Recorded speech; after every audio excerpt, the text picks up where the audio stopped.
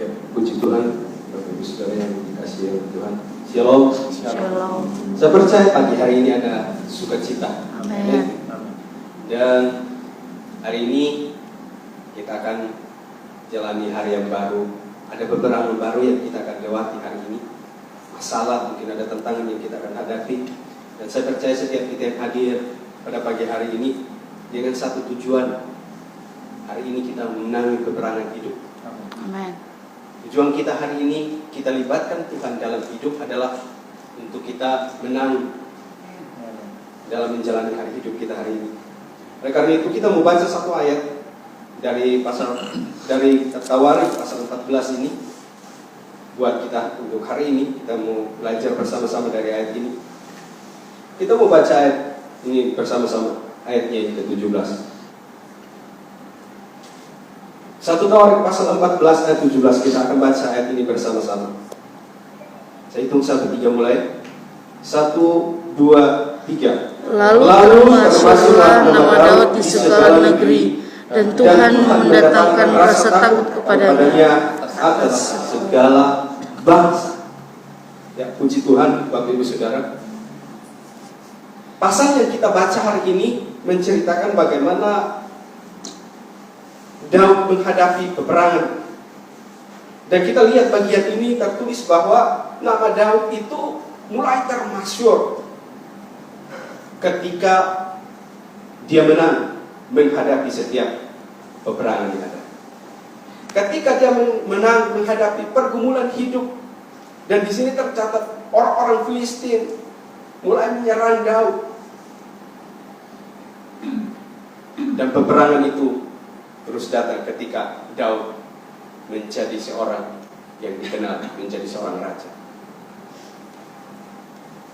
Oleh karena itu pagi hari ini Bapak Ibu Saudaraku yang dikasihi oleh Tuhan, Ayub pernah berkata bahwa Ayub 7 ayat 1 berkata, manusia ini, bukankah hidup ini adalah pergumulan? Setiap saat ada pergumulan dalam hidup kita, setiap hari. Tetapi ternyata pergumulan atau peperangan hidup itu, peperangan itu membuat kita untuk kita dimuliakan. Ternyata kalau kita lihat, kadang-kadang Allah pakai peperangan hidup itu untuk hidup kita dimuliakan. Oleh karena itu kalau kita lihat, kita mau belajar dari Raja Daud. Bagaimana caranya untuk dia bisa menang dalam peperangan hidup? Bagaimana caranya dia menang dalam peperangan hidup yang ada? Saya temukan 2 hal. Dari bagian ini, dari ayat ini, pasal 14 ayat yang pertama sampai ayatnya yang ke-17, saya temukan satu hal. Dan ayat ini tertulis bahwa nama Daud, ayat 17 berkata, nama Daud termasyhur ke seluruh dunia. Nama Daud termasyhur ketika dia menang melawan peperangan. Nah, caranya untuk kita bisa memenangi peperangan dalam hidup ini, kita belajar dari Daud. Ada 2 cara yang Daud lakukan. Yang pertama kita lihat, coba kita baca ayat ini bersama-sama. Ayat 10. Ayat 10 sampai ayat yang ke-14. Inilah caranya untuk kita bisa menang dalam peperangan. Ayat 10 sampai ayat yang ke-14. Kita baca bersama-sama. 1, 2, 3. Bertanyalah Daud kepada Allah, apakah aku harus maju melawan orang Filistin itu, dan akan kuserahkan ke dalam tanganku? Tuhan menjawab, majulah, aku akan menyerahkan mereka ke dalam tanganmu. Lalu majulah ia ke Baal-Sim, dan Daud memukul mereka kalah di sana. Berkatalah Daud, Allah telah menerobos musuhku dengan perantaranku seperti air menerobos. Sebab itu orang menamakan tempat itu Baal-Perasim. Orang Filistin itu meninggalkan para allahnya di sana. Orang Islam makannya habis atas perintah Daud. Ketika orang Filistin itu menyerbu sekali lagi di lembah itu, Maka bertanya lagi Daud kepada Allah. Lalu Allah menjawab, janganlah maju di belakang mereka, tetapi buatlah dan lingkaran terhadap mereka. sehingga engkau dapat menyerang mereka dari jurusan pohon-pohon. Apa yang kita bisa temukan dari ayat itu? Ternyata cara untuk kita bisa menang dalam peperangan hidup, cara Daud untuk menang dalam peperangan hidup, yaitu Daud selalu menempatkan Tuhan di depan.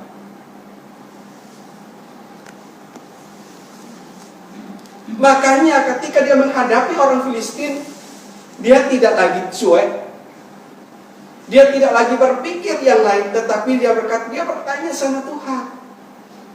Dia datang sama Tuhan, apa Tuhan yang saya harus lakukan? Apa saya harus maju atau saya harus mundur? Tuhan berkata, maju.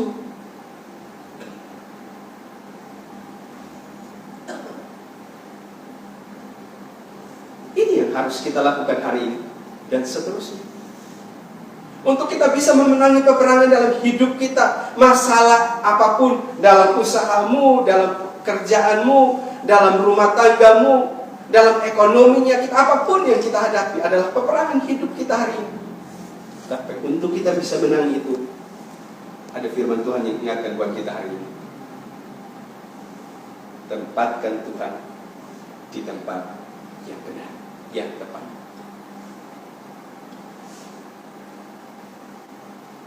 Kenapa seringkali saya kalah? Kenapa seringkali Bapak Ibu di tempat ini kita kalah dalam menghadapi tantangan hidup, peperangan hidup? Bukan karena Tuhan tidak sanggup menolong saya dan saudara, bukan. Bukan Tuhan tidak sanggup untuk memberikan jalan keluar buat kita, tidak. Tetapi karena kesalahan saya, kita salah menempatkan Tuhan di tempat yang tepat. Taruhlah Tuhan di depanmu. Libatkan Tuhan. Tempatkan Tuhan di posisi yang tepat. Maka saya dan Bapak Ibu Saudara kita akan lihat bagaimana Tuhan yang berkuasa itu bekerja dalam hidup. Makanya Paulus berkata begini, Roma 8 ayat 31 berkata, apa yang hendak kukatakan tentang semuanya ini? Jika Allah di pihak kita, siapakah yang akan melawan kita? Tidak ada.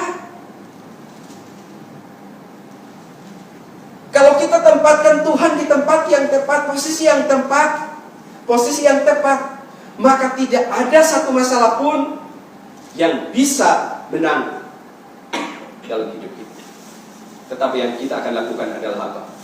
Kita menaklukkan setiap tantangan hidup yang kita hadapi. Oleh karena itu dia bagian yang pertama mengingatkan kepada setiap kita yang ada di tempat ini. Kita butuh Tuhan. Amin. Amin. Siapapun kita butuh Tuhan. Orang yang terbodoh, paling bodoh di dunia ini adalah orang yang tidak pernah butuh Tuhan dalam hidup. Mungkin dia bisa mendapatkan segala-galanya di dunia ini, tapi cuma satu hal yang tidak dia peroleh dalam hidup. Sesudah kematian, dia tidak dapat tempat yang kekal, yaitu surga.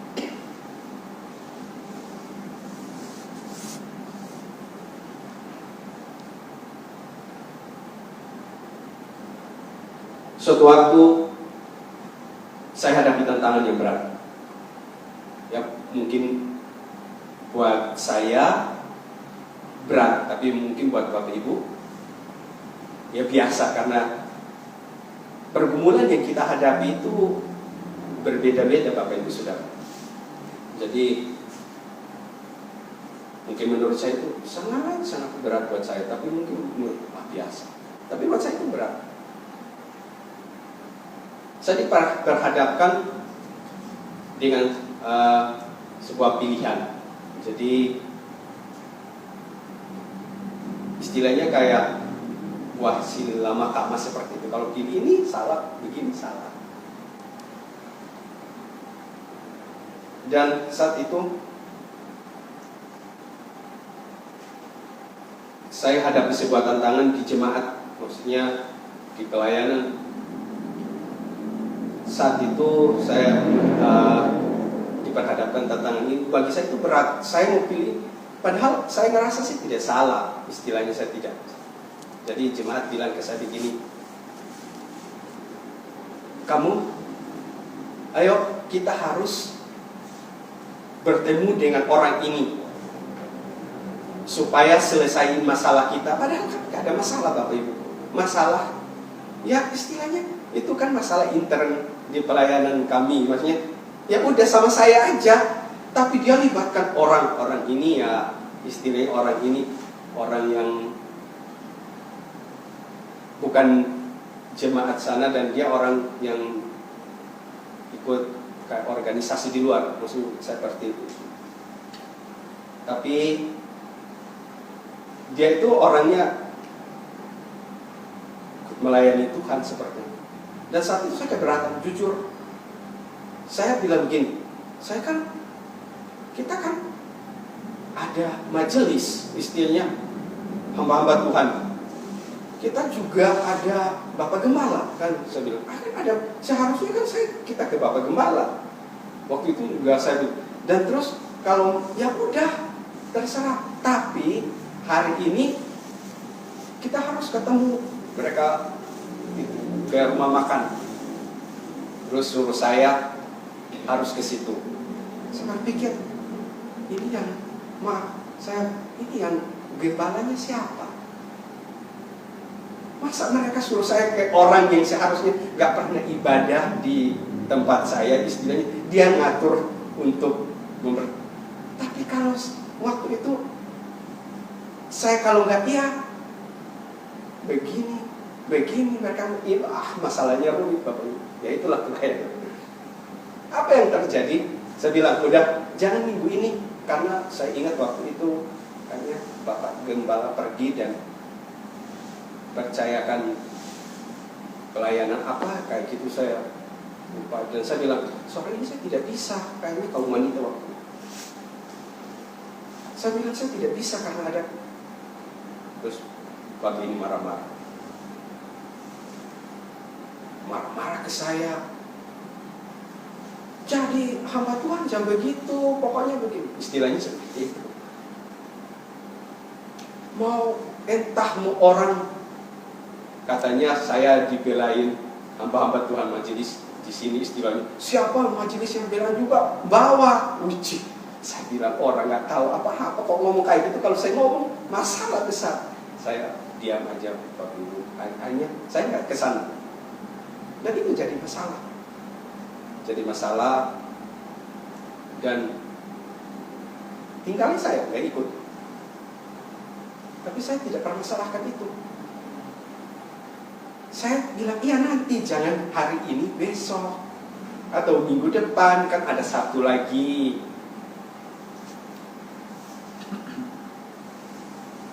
Dan saat itu bagi saya itu berat.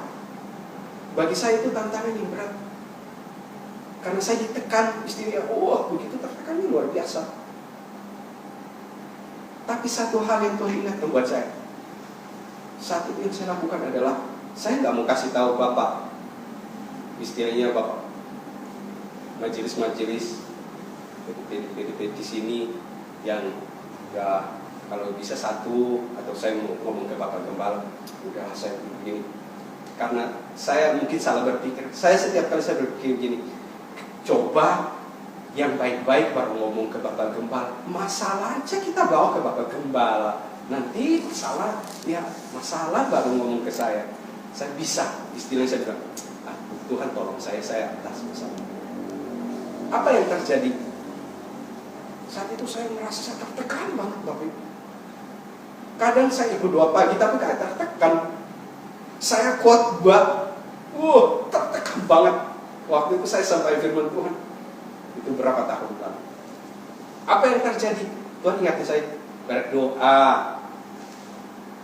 Saya berdoa.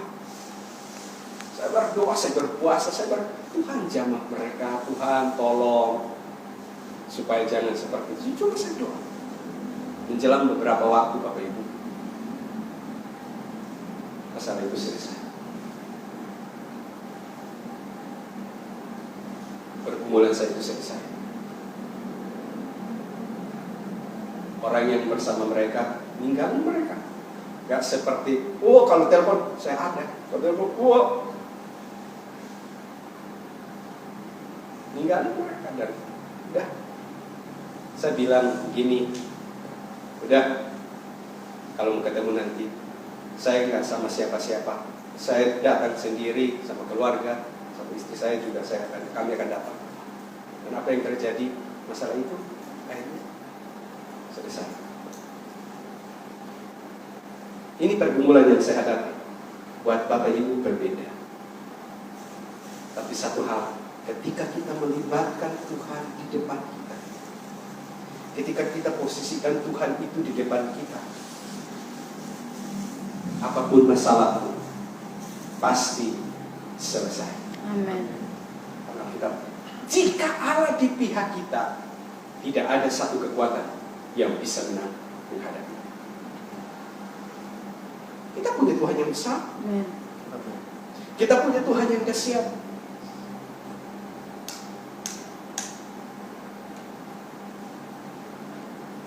Saya cuma tiap pagi, siang, saya cuma berdoa, berikan kekuatan, bukan saya bilang, Tuhan begini, enggak. Saya cuma berikan kekuatan buat saya untuk saya bisa menghadapi tantangan ini. Karena bagi saya itu berat.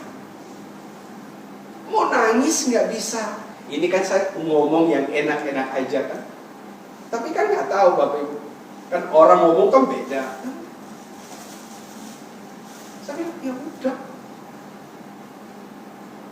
Sampai suatu saat saya hadapi tantangan yang merasa bilang begini, mau berhenti dari pelayanan.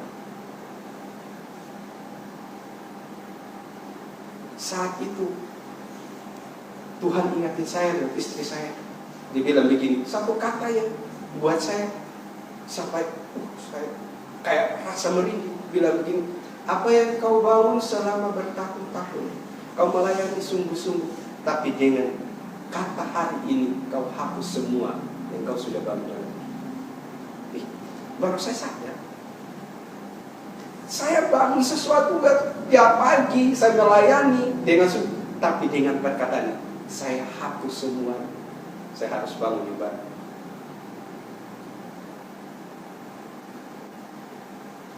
Dan ini caranya. Kenapa Daud bisa mengalami, dan namanya termasur, mengalami kemenangan sesudah peperangan itu, dan namanya termasur karena dia tempatkan Tuhan di depan.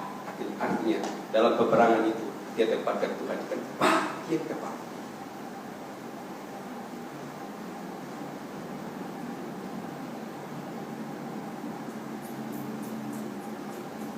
Masihkah yang menjadi pertanyaan buat kita? Masihkah kita tempatkan Tuhan yang tepat ketika kita menghadapi tantangan dalam hidup hari-hari ini?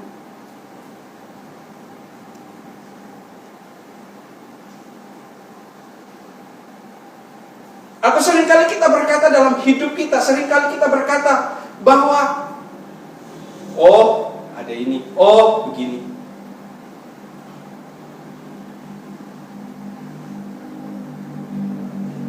Tapi mari kita belajar seperti Daud pada saat itu.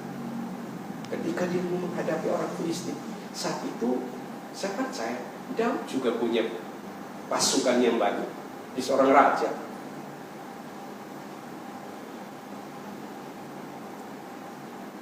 Tapi dia datang kepada Tuhan. Tuhan, apa yang saya mau lakukan? Apa yang saya lakukan Tuhan?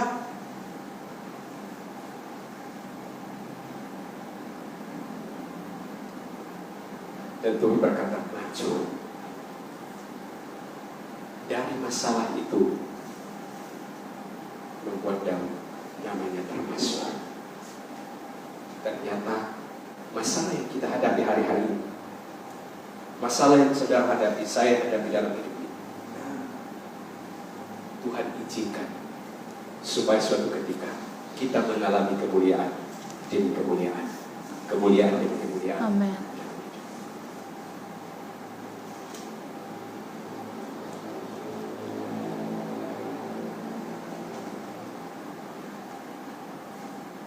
Dan itu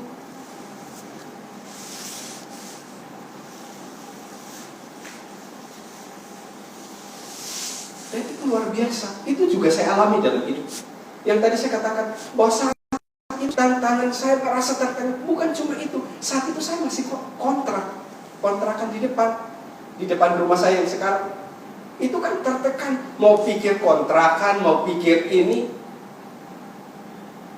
Saya pernah berjanji sama yang saya punya, nanti saya mau beli ini. Tapi suatu waktu Bapak Ibu Saudara, saya ngerasa kayak ini bukan. Saya lihat di depan tanah kosong, saya bilang begini, ini bukan saya pelan, bukan. Tapi saya bilang gini, sering buang sampah di situ. Dan itu dulu kan masih kosong, tempatnya masih kosong, sepi, nggak kayak sekarang ini Bapak.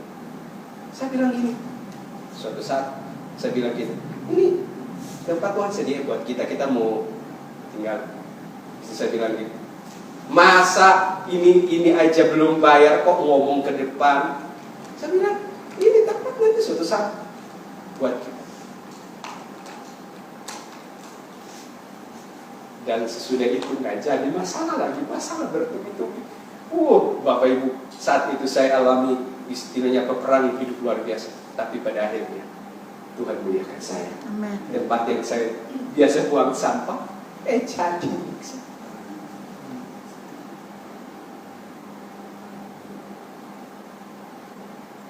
Kadang-kadang kita tidak mengerti apa yang terjadi hari ini, yang kita pikirkan apa yang terjadi hari ini. Kita tidak pernah berpikir bahwa nanti apa yang saya lakukan ini dan saya libatkan Tuhan dalam hidup saya, nanti suatu saat saya alami kemuliaan, nama Tuhan dipermuliakan. Ini yang Tuhan kerjakan buat Daud. Oleh karena itu, hal yang pertama cara untuk kita bisa menang dalam peperangan, yang pertama yang tadi kita baca, Daud selalu menempatkan Tuhan di depan atau tempat yang tepat. Oleh karena itu, bagi yang pertama ini, buat setiap kita hari ini, tempatkan Tuhan di tempat yang tepat.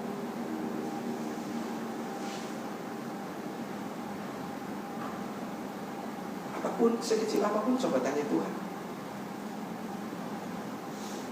Tuhan ini boleh tidak?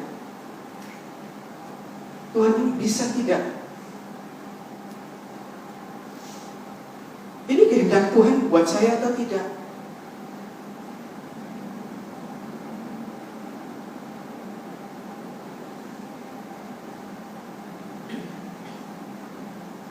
Biar setiap kita yang ada pada pagi hari ini, kita belajar dari bagian ini. Daud bisa menang, dan namanya termasuk karena ada Tuhan yang selalu menang. Yang kedua, kita membaca ayatnya yang ke-15 dan ayatnya yang ke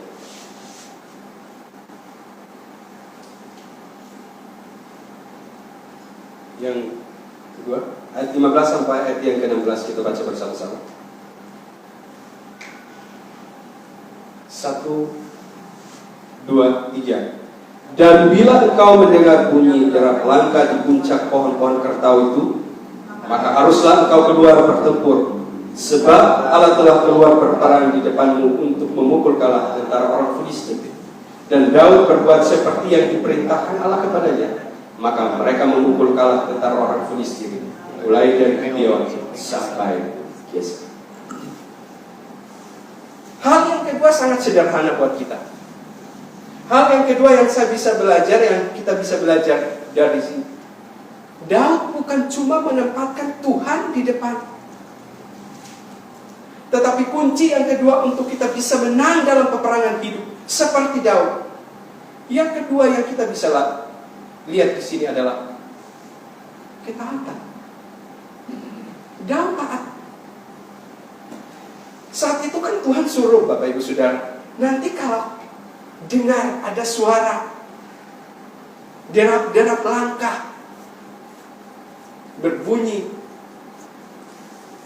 baru bertindak. Dan apa yang Daud lakukan?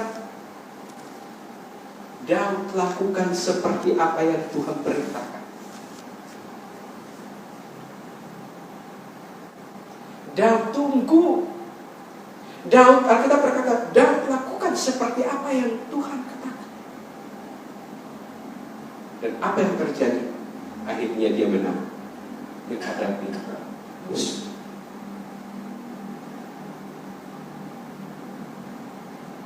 Hal yang kedua yang bisa menentukan kita kalah atau kita menang. Kalahnya kita dalam menghadapi peperangan hidup bukan cuma kita menempatkan Tuhan di depan, tetapi kita mendengarkan apa yang menjadi kata Tuhan dalam hidup dan kita lakukan dalam hidup. Akhirnya jadi kemenangan.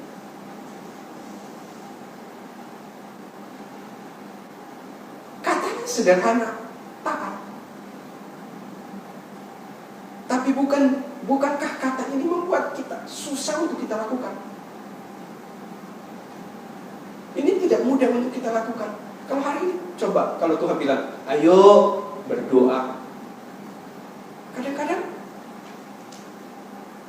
kita bisa tunda doa itu besok.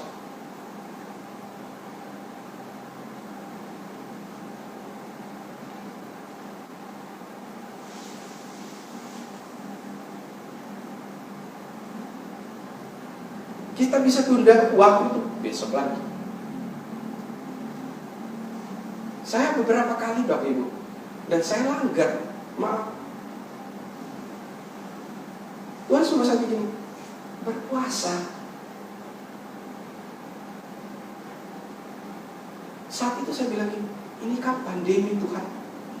Kalau imunnya turun, kan kita alasannya gitu. Kalau kita nggak makan imunnya turun, gimana? Coba. Kayak Tuhan, ayo puasa. Minggu pertama itu, maaf, itu kan masih coronanya, dan itu alasan saya kuat dalam hati. Tapi kayak dikira, ayo puasa. Saya nggak lakuin. Waktu itu saya nggak lakuin. Waduh, berat buat saya. Karena kita suka mendengar, begini, kamu nggak makan. Imunnya turun, kena, habis. Dan itu juga keluarga nggak mendukung. Karena apa? Harus sambil nunda. Udah nanti lagi. Besok nanti lagi. Besok nanti lagi. Sampai Tuhan buat saya. Sampai saya berlutut. Saya buat. Minggu saya ingat menjelang bulan Lewat itu baru saya sadar, Tuhan ampuni saya Tuhan. Saya duduk berdiam. Dan saya ingat saya puasa 3 hari.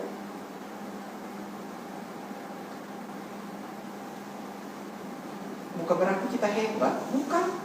Siapa yang bilang orang puasa itu hebat? Tapi kalau kita puasa, artinya kita merendahkan diri kita. Tuhan tambahkan puasa dalam hidup. Bukan puasa untuk saya tunjukkan, saya hebat, tidak. Ada orang lain yang mungkin saya cuma 1 hari, ada orang lain yang 50 hari, 40 hari. Tapi cuma Tuhan suruh supaya kuasa kekuatan itu bertambah. Taat. Kita bisa lewati pandemi ini karena apa? Saudara dan saya, Bapak Ibu saudara dan saya, kita taat. Kita sehat. Yang tadinya kita kekurangan, ada aja berkat Tuhan. Yang tadinya usahanya kosong sama sekali, tapi tiba-tiba ada aja. Siapa? Coba. Kalau bukan Tuhan. Oleh karena itu saya mengingatkan, kalau Tuhan bisa lakukan hari kemarin, pasti hari ini juga Tuhan lakukan. Amin. Kalau Tuhan kerjakan mujizat hari kemarin, pasti hari ini juga Tuhan lakukan.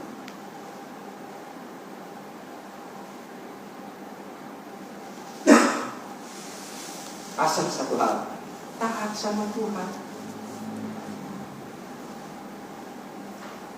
Kalau Tuhan bilang, berhenti banyak ngomong, jorok.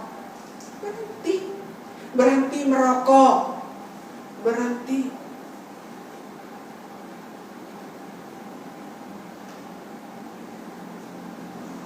Harus taat.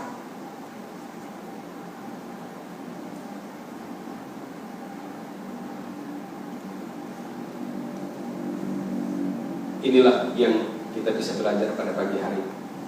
Kenapa Daud namanya termasuk? Karena dia memenangi peperangan yang ada pada saat itu. Kenapa dia bisa menang? Karena dua hal. Pertama, dia libatkan Tuhan. Pertama, dia tempatkan Tuhan di posisi yang tepat, di depan. Dia tanya sama Tuhan, maju enggak? Yang kedua, dia taat melakukan apa yang didengar dari Tuhan. Hari ini apa yang kau dengar? Mungkin Tuhan gerakan apa yang engkau harus lakukan.